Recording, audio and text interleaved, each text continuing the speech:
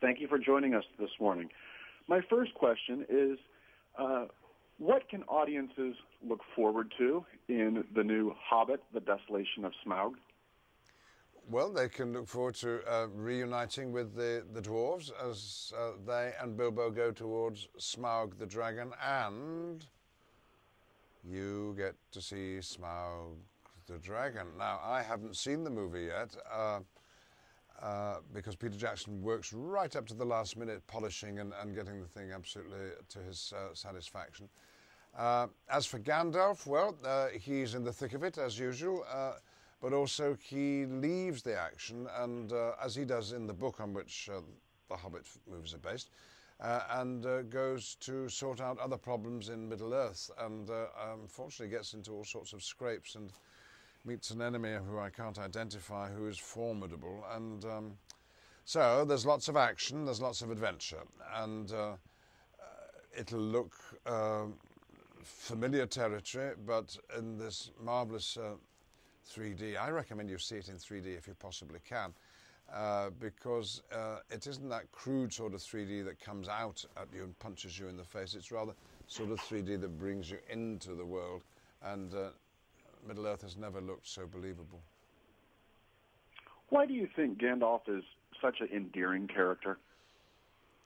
I think Gandalf appeals to people because he's always trying to do good. Now, he may sometimes get it a bit wrong, but on the whole, he's extremely well-intentioned and a responsible person, and who takes pleasure in looking after other people, even if sometimes, like the dwarves, they don't deserve it and a bit obstreperous.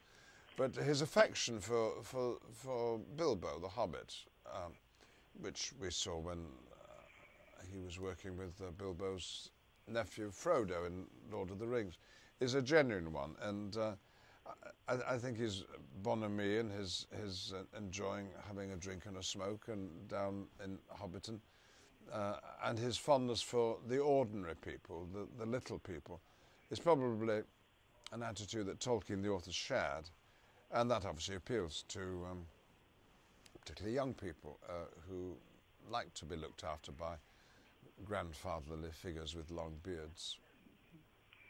And why do you think these stories are so timeless, and have been so popular for so long?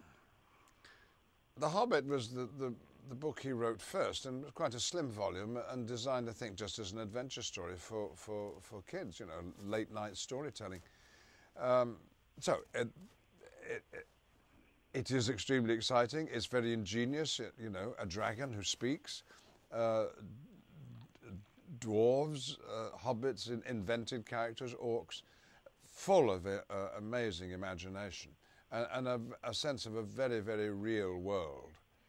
So I think the sense of importance and reflecting the real world beyond, but mixed with this absolute fantasy of characters who've never existed but who come so brilliantly to life in Tolkien's words and now in Peter Jackson's images, I think that's probably why they have been so popular. From a technical standpoint, how is performing in these films a challenge, or is it a challenge? Well, acting is as much about technique as it is about inspiration and spontaneity and reality. So actors shouldn't complain if when they come to make a big movie, there are some big problems. And one of the problems is that I, being a tall character, when I'm acting with an actor of my own size who has to play a small character, there are various devices, that some of which are not very congenial, and all of them involve never actually looking the other actor in the face. So I can say with regret that I've never really worked with Elijah Wood, and scarcely with Martin Freeman as Bilbo, his uncle, because we're not allowed to look at each other. I have to look down here at Martin's navel to make it appear that he's smaller than me, and he has to look up at my big pointer hat so that I look taller. So there are inconveniences, but there are advantages too, because we go out into the most amazing locations. and New Zealand is full of them. And if you see Gandalf on top of a mountain, yes, I have been there, with the real wind blowing through my false beard. And unforgettable experiences, trudging through virgin snow on top of mountains where no other people have ever been, lifted up there by helicopter with the rest of the cast. It's been as if we were in Middle Earth. And then Peter captures all that and puts it on the screen. And it's, well, you land up with a classic, don't you? Well, this is a role that you've been playing for many years. What are the challenges in trying to keep it fresh, or how do you maintain enthusiasm? So it's, well, keeps me fresh. Well, the story keeps developing, and then new actors come along, and 13 dwarves come out of nowhere, and all with their very clearly defined personalities, so the actors in The Hobbit are in fact mostly not in Lord of the Rings. But I think Gandalf, is the only character who is in all the films.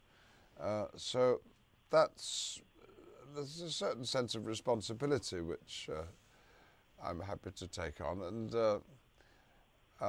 there's such a good spirit down there in New Zealand, engendered by Peter Jackson and his partner Fran Walsh, and Philippa Bowens, who completes the writing team.